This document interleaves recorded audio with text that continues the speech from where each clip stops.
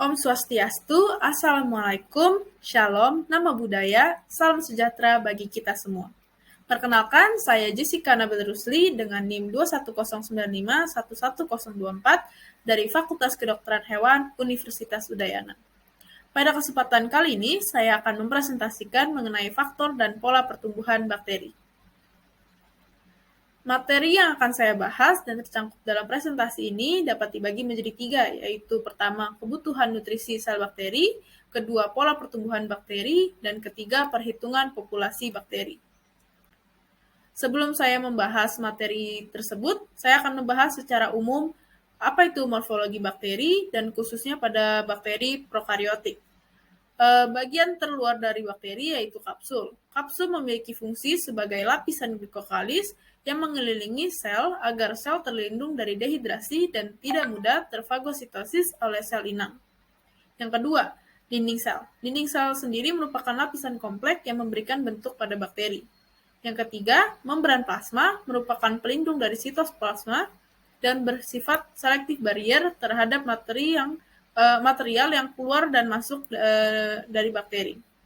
Yang keempat, flagella merupakan filamen panjang yang berfungsi sebagai pendorong bakteri ke segala arah. Kelima, fimbriae merupakan rambut yang lebih tipis daripada flagella. Keenam, bilietofili memiliki ukuran yang lebih pendek daripada fimbriae yang biasanya terdapat satu atau lebih pada setiap bakteri yang berfungsi sebagai alat motilitas antar transfer DNA. Yang ketujuh, nukleoid merupakan tempat di mana terletaknya kromosom bakteri, yaitu berupa DNA yang membawa informasi genetik dari suatu bakteri. Ke-8, plasmid. Plasmid sendiri merupakan molekul DNA kecil yang dapat mereplikasi diri secara independen. Yang ke-9, ribosom. Berfungsi sebagai sintesis protein dan granula pada sitoplasma. Yang ke-10 atau terakhir, inklusi merupakan endapan cairan nutrisi pada beberapa jenis bakteri. Pada bakteri gram positif, dinding selnya lebih glikokalis dan tampak lebih jelas. Lapisan tebal tersebut disebut peptidoglikan. Sedangkan di dinding sel bakteri negatif juga terdapat peptidoglikan, cuman lebih tipis dan sedikit. Lipopolisakarida di lapisan luar membran layer merupakan dinding sel bakteri gram negatif yang mengandung lipoprotein dan fosfolipid. Jadi lebih banyak lipid di lapisan bakteri gram negatif. Lipid dalam polisakarida bersifat toksik yang disebut juga dengan endotoksin. Selanjutnya saya akan masuk ke materi inti, yaitu kebutuhan nutrisi sel bakteri dapat dibagi menjadi 10, yaitu yang pertama, air. Air merupakan komponen utama sel mikroba dan merupakan medium utama. Yang kedua, air juga merupakan sel yang terbesar dalam protoplasma, yaitu sebanyak 70% dari protoplasma. Yang ketiga, air sendiri juga merupakan sumber oksigen untuk bahan organik sel saat respirasi. Terakhir, air juga berfungsi sebagai pelarut dan pengangkut hasil metabolisme, di mana air akan membawa zat-zat nutrisi ke seluruh tubuh dan membuang zat-zat yang tidak diperlukan oleh sel dan keluar dari tubuh sel. Yang kedua, terdapat mineral. Mineral yang dibutuhkan sebagai nutrisi oleh bakteri terdapat 4, yaitu sulfur, fosfor, potasium dan magnesium, dan terakhir kalsium. Sulfur sendiri digunakan untuk menyusun asam amino dan vitamin, khususnya tiamin dan biotin. Fosfor digunakan untuk sintesis DNA, RNA, ATP, dan fosfolipid membran. Yang ketiga, potasium dan magnesium diperlukan untuk kofaktor enzim. Yang keempat atau terakhir, kalsium, berfungsi untuk membentuk dinding sel bakteri. Selanjutnya, nutrisi ketiga yang dibutuhkan oleh bakteri adalah oksigen. Berdasarkan kebutuhan oksigen, bakteri dipisahkan menjadi 5 kelompok, yaitu anaerob obligat, yang dimana bakteri hidup tanpa memerlukan oksigen, dan bila terkena oksigen akan mati dan tidak akan mampu bertumbuh sama sekali, dan menjadi toksik oksigen itu bagi bakteri tersebut.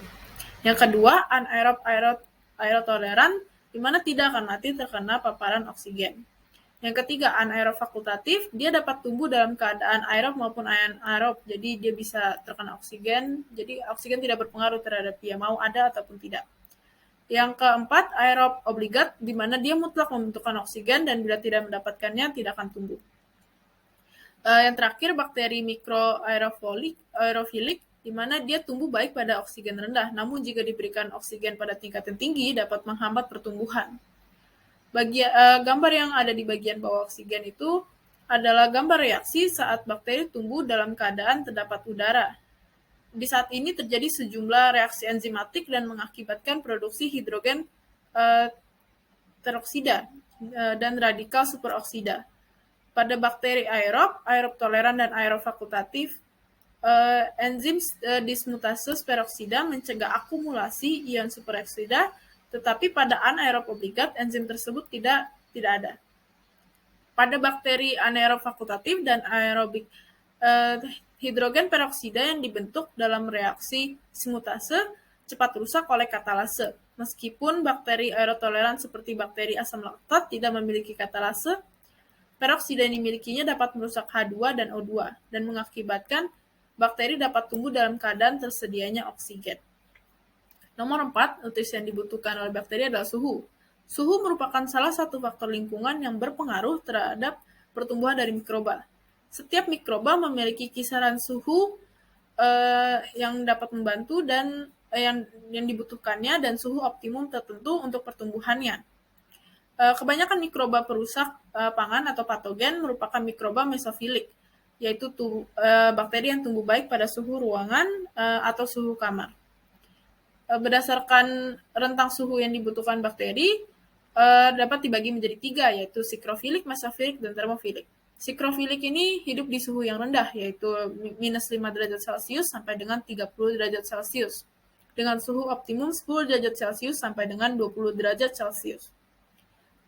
Jadi suhu optimum ini yang di tengah-tengah dan di mana dia berkembang paling pesat.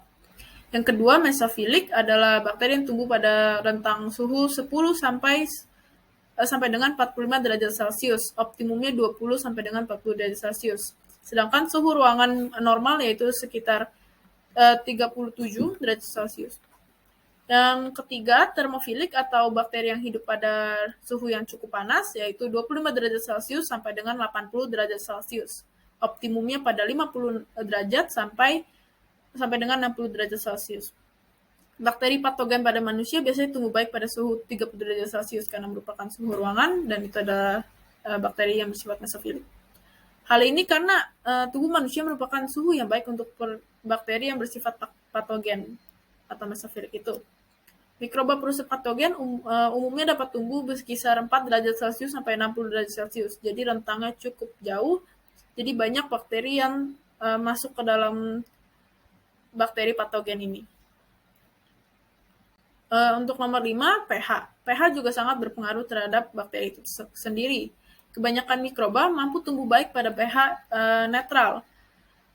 Bakteri itu subur pada pH sekitar yang netral itu 6,5 sampai 7,5, sedangkan sistem yang mencerminkan luas tentang pH ditunjukkan oleh berbagai bakteri yang dibagi menjadi 3, yaitu acidofilik, neurofilik, dan alkalifilik. Acidofilik itu di tempat yang rentang suhu pH-nya itu 2 sampai 5, jadi dia asam.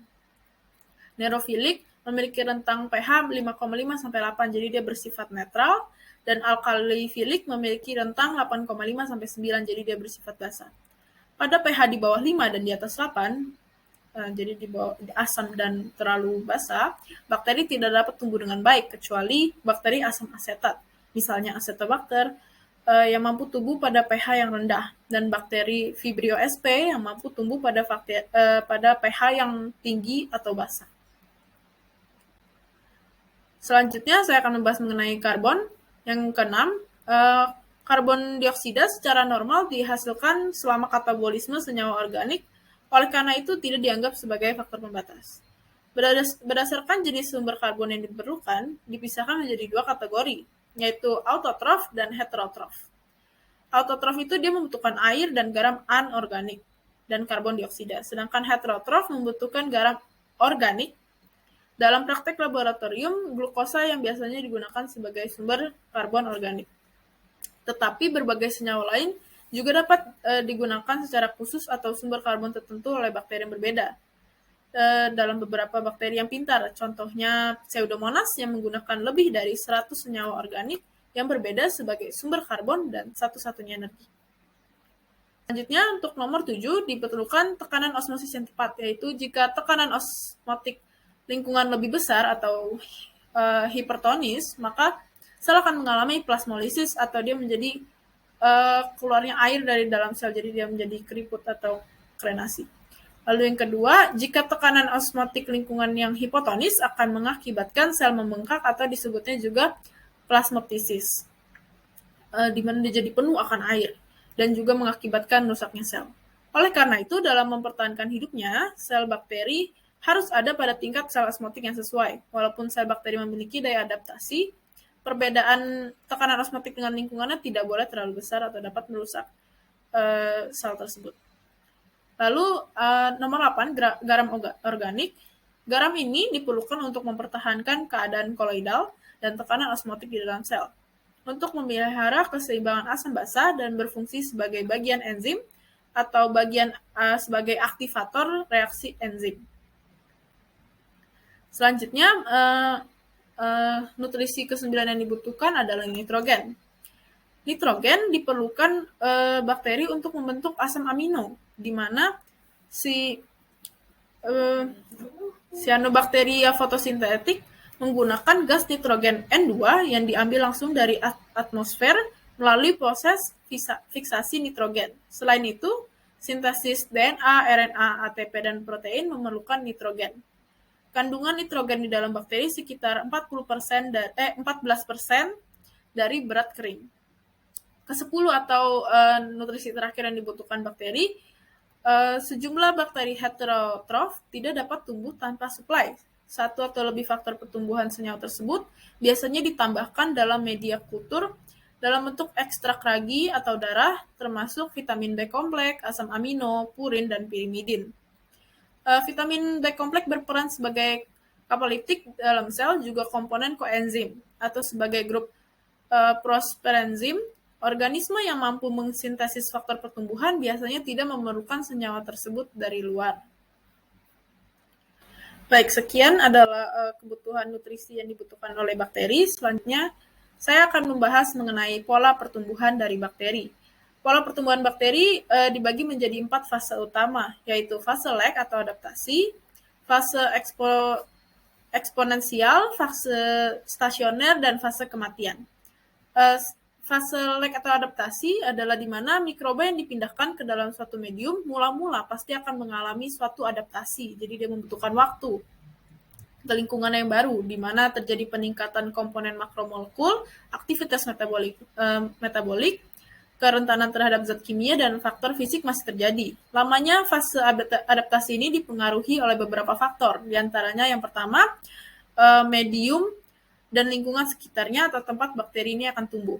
Jika medium atau lingkungannya sama seperti lingkungan sebelumnya, maka waktu untuk adaptasi tidak akan lama. Namun jika nutrisi atau kondisi lingkungan yang baru berbeda dari sebelumnya, jauh berbeda, maka memerlukan waktu yang lama untuk beradaptasi. Lalu ada jumlah inokulum, yaitu jumlah awal sel yang semakin tinggi akan mempercepat fase adaptasi. Inokulum itu tadi yang larutan yang dimiliki oleh si sel bakteri.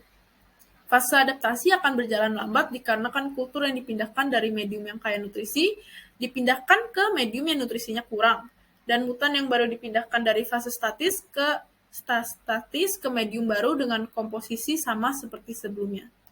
Lalu yang kedua, fase eksponensial. Di sini mikroba cepat mengalami pembelahan dan konstan mengikuti kurva logaritmik, di mana dipengaruhi oleh medium pertumbuhannya, pH, kondisi lingkungan, suhu, dan nutrisi, jadi yang faktor perkembangan tadi. Akhir dari fase ini yaitu nutrien di dalam medium akan mulai berkurang dan adanya hasil metabolisme yang mungkin bersifat toksik yang dapat menghambat pertumbuhan dari mikroba. Jadi bisa dilihat di gambar ini di mana dia naik dengan pesat dan sampailah dia di fase ketiga, yaitu fase stasioner. Fase stasioner adalah di mana jumlah populasi sel tetap, yaitu konstan, dikarenakan jumlah sel yang tumbuh sama dengan jumlah sel yang mati. Jadi dia seimbang. Karena kekurangan zat nutrisi, sel kemungkinan mempunyai komposisi yang berbeda dengan sel tumbuh pada fase eksponensial. Pada fase ini, sel-sel lebih tahan terhadap keadaan ekstrim seperti panas, dingin, radiasi, dan bahan-bahan kimia lain. Yang keempat, fase kematian bisa dilihat di gambar bahwa dia turun jauh. Di sini jumlah penurunan sel bakteri sangat banyak karena jumlah sel yang mati lebih banyak daripada sel yang hidup. Hal ini kemungkinan disebabkan oleh nutrien yang ada di dalam medium sudah benar-benar habis dan energi cadangan di dalam tubuh sel setelah habis. Jadi jika ingin menjaga media kultur bakteri tetap bertumbuh, nutrisinya harus terus diberikan agar tidak mengalami fase kematian. Oke, lanjut ke materi terakhir, yaitu perhitungan populasi bakteri. Dalam perkembangbiakan bakteri terjadi pembelahan biner, jadi dia membelahnya secara biner atau menjadi dua, di mana satu sel membelah menjadi dua sel, lalu mengalami pembelahan lagi, dan tumbuh sesuai nutrisi yang dimilikinya. Dalam perkembangbiakan bakteri terjadi peningkatan massa sel dan jumlah organisme, tetapi hubungan kedua parameter tersebut tidaklah konsisten atau konstan. Lalu yang kedua, massa sel ditentukan langsung dalam berat kering yang metodenya memakan waktu, terutama dalam isolasi dan permurnian.